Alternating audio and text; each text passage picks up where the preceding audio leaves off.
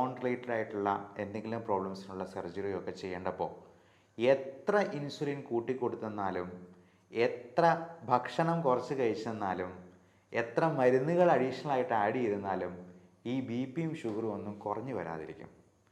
അങ്ങനെയുള്ളവർക്ക് അങ്ങനെ മാത്രം ഷുഗർ ഒന്ന് കുറയ്ക്കാനായിട്ട് ഒരു പ്രത്യേക തരം എക്സസൈസും ഡയറ്റുമാണ് ഞാനിന്ന് നിർദ്ദേശിക്കുന്നത്.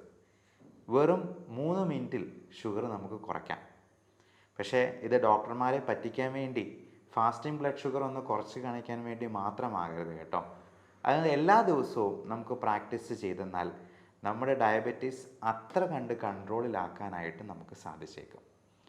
ഇതിന് വേണ്ട വ്യായാമത്തിൻ്റെ ഒരു പേരാണ് HIIT അഥവാ ഹൈ ഇൻറ്റൻസിറ്റി ഇൻ്റർവൽ ട്രെയിനിങ് എന്ന് പറയുന്ന ഒന്ന്. രണ്ടാമത് ഇതിൻ്റെ ഡയറ്റാണ്. ഇതിന് കഴിക്കേണ്ട പ്രത്യേക തരത്തിലുള്ള കുറച്ച് ഭക്ഷണ കാര്യങ്ങൾ. ഇത് രണ്ടും നമുക്ക് ഇന്നൊന്ന് ഡിസ്കസ് ചെയ്യാം. ഈ HIIT എന്ന് പറയുന്നത് ഹൈ ഇൻറ്റൻസിറ്റി ഇൻ്റർവൽ ട്രെയിനിങ് എന്ന് പറയുന്ന സംഗതിയിൽ നമ്മൾ ഉൾക്കൊള്ളിച്ചിരിക്കുന്നത് ഒരു 30 സെക്കൻഡ് നേരത്തേക്ക് നമ്മുടെ ഹാർട്ട് റേറ്റ് ഒരു 140 എങ്കിലും വരെ ഉയരുന്ന രീതിയിൽ നല്ല ഇൻറ്റൻസിറ്റിയിലുള്ള ഒരു വർക്കൗട്ടാണ്. 30 സെക്കൻഡ് എന്ന് പറയുന്നത് അര മിനിറ്റേ ഉള്ളൂ എന്നുള്ളത് നമുക്ക് പ്രത്യേകം ഓർക്കാം. ഈ 30 സെക്കൻഡ് നേരത്തേക്ക് നല്ല ഇൻറ്റൻസിറ്റിയിലുള്ള ഒരു എക്സസൈസ്, അത് ഒരു സ്കിപ്പിംഗ് ആകാം, അല്ലെങ്കിൽ നല്ല സ്പീഡിലൊന്ന് ഓടുന്നതാകാം, അതല്ലെന്നുണ്ടെങ്കിൽ ഒരു 20 പുഷപ്പ് എടുക്കുന്നതാകാം, അല്ലെങ്കിൽ 20 സ്ക്വാറ്റ്സ് വിത്ത് ജമ്പിങ് അപ്സ് ഇതാകാം. ഇങ്ങനെ എന്തെങ്കിലും ഒരു എക്സസൈസ് വഴി നമ്മുടെ ഹൃദയത്തിൻ്റെ താളക്രമം നല്ല രീതിയിൽ കൂട്ടി ഒന്ന് ട്രെയിൻ ചെയ്ത് നോക്കൂ. അതിനുശേഷം ഒരു 10 മിനിറ്റ് കഴിഞ്ഞ് നമ്മുടെ ഷുഗർ ലെവൽ ഒന്ന് നോക്കിയെന്നാൽ ഉറപ്പായിട്ടും ഒരു 50 മില്ലിഗ്രാംസ് പെർ ഡെസിലിറ്ററെങ്കിലും കുറഞ്ഞിരിക്കും. അതായത് ഒരു 200 ഷുഗർ ലെവൽ ഉള്ളവർക്ക് ഒരു 150 ആക്കാൻ പറ്റും എന്ന് സാരം. അപ്പോൾ നമുക്ക് ഈ സർജറിക്ക് മുൻപായിട്ട്, നമുക്ക് ഓപ്പറേഷന് മുൻപായിട്ട് ഷുഗർ ലെവൽ ഒന്ന് നോർമൽ എടുക്കാൻ ഒരു വിധത്തിലും സാധിക്കുന്നില്ല എന്നുണ്ടെങ്കിൽ, പ്രത്യേകിച്ചും കാറ്ററാക്ട് സർജറി പോലുള്ള കാര്യങ്ങളിൽ നമുക്ക് ഈ രീതി ഒന്ന് ഉപയോഗിക്കാവുന്നതാണ്. കാര്യം ഒന്ന് സ്ക്വാറ്റ്സ് എന്ന് പറയുന്ന സിറ്റപ്സ് ചെയ്യാനായിട്ട് പലപ്പോഴും വലിയ പ്രശ്നമൊന്നും ഉണ്ടായിരിക്കത്തില്ല. ഓൾഡ് ഏജിലാണെങ്കിലും നമുക്കത് എഫക്റ്റീവായിട്ട് ചെയ്യാൻ കഴിയുന്നതാണ്. അതോടൊപ്പം ഇതിന് ഉപയോഗിക്കേണ്ട ഒരു ഭക്ഷണക്രമത്തെക്കുറിച്ച് കൂടി നമുക്കിന്ന് ഡിസ്കസ് ചെയ്യാം. നമ്മുടെ ഷുഗർ കൺട്രോൾ ചെയ്യാനായിട്ട് നമ്മൾ തന്നെ ശ്രമിക്കണം എന്നുള്ളതാണ് ഇതിനകത്ത് ഏറ്റവും പ്രധാനമായിട്ടും ഉള്ള സംഗതി. അതിന് ഒരു ഡോക്ടർ എത്രയധികം ഉപദേശങ്ങൾ പറഞ്ഞെന്നാലും എത്രയധികം മരുന്നുകൾ കൊടുത്തെന്നാലും സാധിക്കുകയില്ല. അതുകൊണ്ട് തന്നെ ഷുഗർ 99% കൺട്രോൾ ചെയ്യാനായിട്ടുള്ള ഒരു വഴിയും കൂടി ഞാൻ ഇതിൻ്റെ കൂടെ പറഞ്ഞു കൊള്ളട്ടെ. അതിന് നമ്മൾ ഇംഗ്ലീഷിലൊരു പേര് വിളിക്കും self monitoring of blood glucose എന്ന്. അതായത് നമ്മുടെ ബ്ലഡ് ഷുഗർ ലെവല് നമ്മൾ തന്നെ ഒരു ഗ്ലൂക്കോമീറ്റർ വെച്ച് നോക്കി എഴുതി വയ്ക്കുന്ന ഒരു രീതി. അതൊരു ഡയറിയിൽ തന്നെ ഒന്ന് എഴുതി വയ്ക്കുന്നത് നന്നായിരിക്കും. ഡേറ്റും ടൈമും ഷുഗർ ലെവലും ഒരു വരിയായിട്ട് തന്നെ കോളം വരച്ചൊന്ന് എഴുതി സൂക്ഷിക്കുക. അത് രാവിലെ ഫാസ്റ്റിങ്ങിലുള്ള ബ്ലഡ് ഷുഗർ നോക്കാം.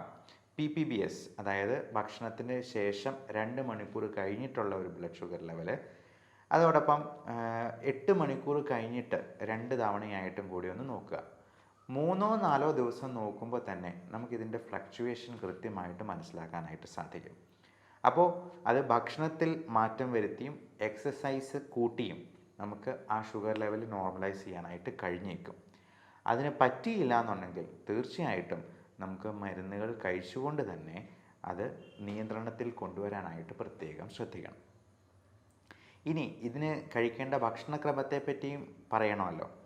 അപ്പോൾ നമ്മൾ ഈ സർജറിക്ക് മുമ്പോ അല്ലെങ്കിൽ ഈ ബ്ലഡ് ഷുഗർ ലെവൽ നമുക്ക് നോർമൽ ആക്കേണ്ട അത്യന്താപേക്ഷിതമായ ഈ സാഹചര്യത്തിലോ നമുക്ക് തലേ ദിവസം ചോറ് പോലുള്ള ഭക്ഷണ സാധനങ്ങൾ അധികം കഴിക്കരുത് എന്ന് പ്രത്യേകം ഓർമ്മിക്കുക.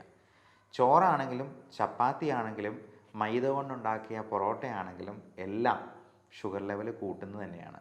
ചോറിന് പകരം ചപ്പാത്തി കഴിക്കുന്നത് കൊണ്ട് അതൊരു 5-6 ചപ്പാത്തി കഴിച്ചെന്നാൽ ചോറ് കഴിക്കുന്നത് പോലെ തന്നെ ഷുഗർ ലെവൽ കൂടാനിടയുണ്ട്. നല്ല തവിടോട് കൂടിയ കാർബോഹൈഡ്രേറ്റ്സ് എന്തെങ്കിലും കഴിക്കുന്നതാണ് ഷുഗർ രോഗികൾക്ക് ഏറ്റവും നല്ലത്. ഈ പറഞ്ഞതുപോലെ സർജറിക്ക് തൊട്ട് തലേ ദിവസം നമ്മൾ കാർബോഹൈഡ്രേറ്റ്സ് ഒന്നും അടങ്ങിയത് അധികം കഴിക്കരുത് എന്ന് പ്രത്യേകം മനസ്സിലാക്കുക. പകരം നമുക്ക് നല്ല പ്രോട്ടീൻ റിച്ച് ആയിട്ടുള്ള ഒരു മുട്ടയുടെ ഓംലെറ്റോ ഒന്നോ രണ്ടോ എഗ്ഗ് കഴിക്കുന്നത് കൊണ്ടും അതിന് കുഴപ്പമില്ല. അതേപോലെ നട്ട്സ്, അത് കാഷ്യൂ നട്ടോ ബദാമോ അല്ലെങ്കിൽ മുളപ്പിച്ച പയറോ കഴിക്കാവുന്നതാണ്. നല്ല പ്രോട്ടീൻ റിച്ച് സോഴ്സസ് ആയിട്ടുള്ള ചണവിത്തുകൾ പോലുള്ള സാധനങ്ങൾ നമുക്ക് വിപണിയിൽ നിന്ന് അവൈലബിൾ ആണ്. ഫാറ്റ് തീരെ കുറഞ്ഞിട്ടുള്ള ചീസ് അല്ലെങ്കിൽ ഡയറി പ്രോഡക്ട്സ് ഒക്കെ നമുക്ക് ഷുഗർ കുറച്ച് നിർത്താനായിട്ട് കഴിക്കാവുന്നതാണ്. അതോടൊപ്പം ക്യാരറ്റ്സ്, പ്രത്യേകിച്ചും ബേബി ക്യാരറ്റ്സ് എന്ന് പറയുന്ന, അല്ലെങ്കിൽ ബെറീസ്, അല്ലെങ്കിൽ ടൊമാറ്റോസ്, ഇങ്ങനെ അടങ്ങിയിട്ടുള്ള സാധനങ്ങൾ, അധികം മധുരമില്ലാത്ത പഴങ്ങൾ, പച്ചക്കറികൾ, സാലഡ്, യോഗട്ട് അല്ലെങ്കിൽ തൈര്. പാല് കുടിക്കുന്നത് പക്ഷേ ഷുഗർ കൂട്ടാനിടയുണ്ട്. പാല് എന്ന് പറയുന്നത് ഷുഗർ രോഗികൾക്ക്, പ്രായമായവർക്ക് പ്രത്യേകിച്ചും നല്ല ഒരു ഭക്ഷണമല്ല എന്നുള്ളത് മനസ്സിലാക്കുക.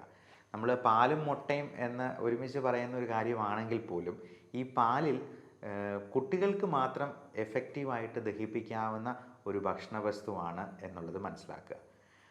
എന്നാൽ തൈര് അതുപോലെയല്ല. അത് ഫെർമെൻറ്റ് ചെയ്യുമ്പോഴേക്കും അതിൽ നമ്മുടെ കുടലിന് ആവശ്യമായിട്ടുള്ള ലാക്റ്റിക് ആസിഡ് ബാസിലസും കൂടി ചേർന്നാണ് വരുന്നത്. അതുകൊണ്ട് തന്നെ നമുക്ക് തൈര് കൂടുതൽ കഴിക്കുന്നത് കൊണ്ട് കുഴപ്പമില്ല. പക്ഷേ തൈരിനോട് അലർജിയോ കഫക്കെട്ട് പോലുള്ള പ്രശ്നങ്ങളോ ഉള്ളവർക്ക് തൈരും ഒത്തിരി കൂട്ടുന്നത് അഭികാമ്യമായിരിക്കത്തില്ല. അതുപോലെ തന്നെ മോര് പോലത്തെ സാധനങ്ങൾ. അപ്പോൾ കഴിക്കാവുന്ന ഭക്ഷണങ്ങൾ എന്തൊക്കെയാണ് എന്നുള്ളത് നോക്കി സർജറി പോലുള്ള വളരെ അത്യന്താപേക്ഷിതമായിട്ടുള്ള കാര്യങ്ങളിൽ നമുക്ക് ഷുഗർ ലെവൽ കുറച്ച് നിർത്താനായിട്ടാണ് ഞാൻ ഈ പറഞ്ഞ രീതി അവലംബിക്കാവുന്നത്. നമുക്ക് ഇത് ഡെയിലി ഇങ്ങനെ തന്നെ അത്താഴത്തിന് നമ്മൾ കാർബോഹൈഡ്രേറ്റ്സ് പൂർണ്ണമായിട്ടും ഒഴിവാക്കിക്കൊണ്ട് സാലഡ് മാത്രം കഴിച്ചുകൊണ്ട് ഈ രീതി പിന്തുടർന്ന് നമ്മുടെ ഷുഗറിനെ വരുതിയിലാക്കാനും കഴിയും. ഈ ഷുഗർ കൺട്രോളിലാണോ എന്നുള്ളത് നമുക്ക് എങ്ങനെ മനസ്സിലാക്കിയെടുക്കാം? ഞാൻ ഈ പറഞ്ഞ രീതിയൊക്കെ പരീക്ഷിച്ചിട്ട് നിങ്ങളെ ചികിത്സിക്കുന്ന ഡോക്ടറെ പറ്റിക്കാം എന്നങ്ങ് ധരിച്ച് കളയരുത്. അങ്ങനെയുള്ളവരെ പിടിക്കാനായിട്ട് നമുക്കൊരു ടെസ്റ്റ് ഉണ്ട്. HbA1c എന്നാണ് പറയുക. അത് 3 മാസത്തെ ആവറേജ് ഷുഗർ ലെവലാണ് നമുക്ക് കാണിച്ചു തരുന്നത്. ഈ HbA1c പ്രമേഹമില്ലാത്ത ഒരു വ്യക്തിക്ക് 5.7 താഴെയായിരിക്കും. പ്രമേഹമുണ്ട് എന്നാൽ നല്ല കൺട്രോളിലാണെങ്കിൽ മാക്സിമം ഒരു 7-7.5 വരെ ഈ HbA1c ഉണ്ടാകത്തുള്ളൂ. 7.5ക്ക് മുകളിലാണെങ്കിൽ കഴിഞ്ഞ 3 മാസത്തെ ആവറേജ് ഷുഗർ ലെവൽ ഒരു 200-ന് 250-നും മുകളിലാണ് എന്നുള്ളത് ഡോക്ടർക്ക് കണക്ക് കൂട്ടാനായിട്ട് സാധിക്കും.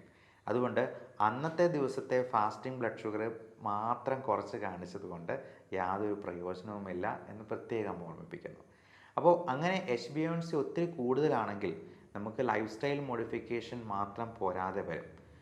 അല്ലാത്ത ആളുകൾക്ക് ഒരു 7-ൽ താഴെ തന്നെ ഷുഗർ ലെവൽ HbA1c കുറച്ച് നിർത്തിയിട്ടുള്ള ഷുഗർ ലെവലുള്ള ആൾക്കാർക്കാണെങ്കിൽ നമുക്ക് ലൈഫ് സ്റ്റൈൽ മോഡിഫിക്കേഷനിൽ തന്നെ മുൻപോട്ട് പോകുന്നതിൽ യാതൊരു തകരാറുമില്ല. പക്ഷെ അതിന് മുകളിൽ ഷുഗർ ഉള്ളവർക്ക് നമുക്ക് തീർച്ചയായിട്ടും അതിന് ആവശ്യമായ മരുന്നുകളും ചിലപ്പോൾ ഇൻസുലിനും ആവശ്യമായിട്ട് വരും. ഈ ഇൻസുലിൻ ഒരുപാട് ദൂഷ്യവശങ്ങളുള്ളതല്ലേ എന്നുള്ള ചോദ്യം ചോദിക്കുന്നവർക്ക് അഡ്വാൻസ് ആയിട്ട് പറഞ്ഞുകൊള്ളട്ടെ, ഇൻസുലിൻ എന്ന് പറയുന്നത് നമ്മുടെ ശരീരത്തിൽ നോർമലി ഉൽപ്പാദിപ്പിക്കുന്ന ഒരു ഹോർമോണാണ്.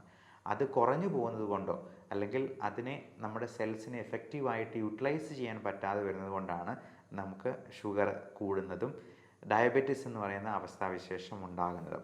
അപ്പോൾ ഇൻസുലിൻ പുറമേ നിന്ന് സപ്ലിമെൻറ്റ് ചെയ്യുന്നതിന് യാതൊരു തകരാറുമില്ല. അത് കൃത്യമായിട്ട് എടുക്കേണ്ടവരിൽ എടുക്കുക തന്നെ വേണം എന്നുള്ളതും പ്രത്യേകം മനസ്സിലാക്കുക. അപ്പോൾ ഈ ഇൻഫർമേഷൻ നിങ്ങൾക്ക് ഉപകാരപ്രദമെന്ന് തോന്നുന്നെങ്കിൽ പ്രമേഹ രോഗികളായിട്ടുള്ള നിങ്ങളുടെ ബന്ധുക്കൾക്ക് അയച്ചു കൊടുക്കുക, ഷെയർ ചെയ്യുക. പ്രായമായ നിങ്ങളുടെ പേരൻസിന് 2 പേർക്കും ഡയബറ്റീസ് ഉണ്ടെങ്കിൽ മക്കൾക്കും ഡയബറ്റീസ് വരാനുള്ള സാധ്യത 80%-ലേറെയാണ് എന്നുള്ളതും പ്രത്യേകം മനസ്സിലാക്കുക. അതുകൊണ്ട് ഈ രീതി നിങ്ങൾക്കിപ്പോൾ തന്നെ തുടങ്ങാവുന്നതാണ്.